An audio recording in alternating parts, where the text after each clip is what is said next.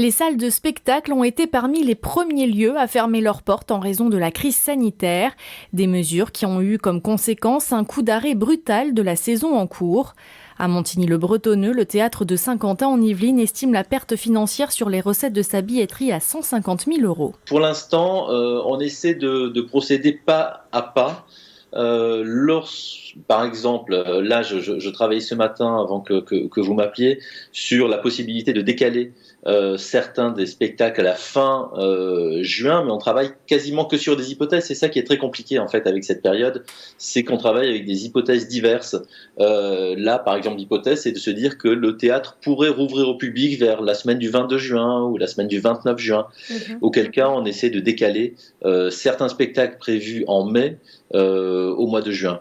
Parmi les personnes directement impactées, les artistes. À Trappes, la troupe de Déclic Théâtre compte 7 salariés permanents et une trentaine d'intermittents du spectacle tout au long de l'année.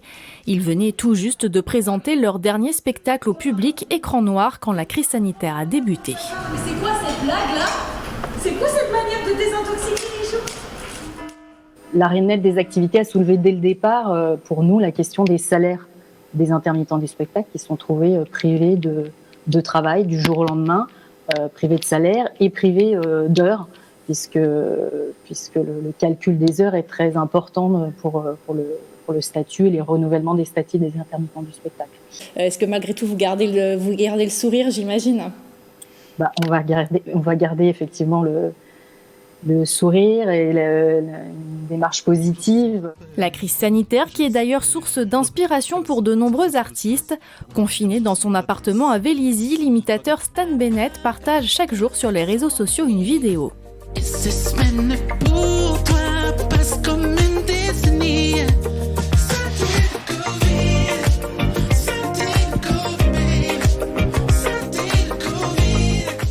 L'humour choisi également par l'Yvelinoise Laurie Perret.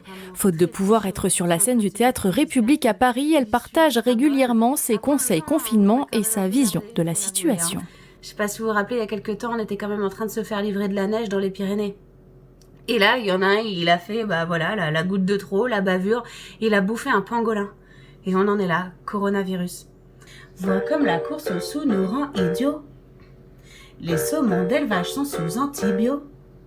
L'estomac des vaches munies d'un hublot. Wesh qui a des news Nicolas Hulot.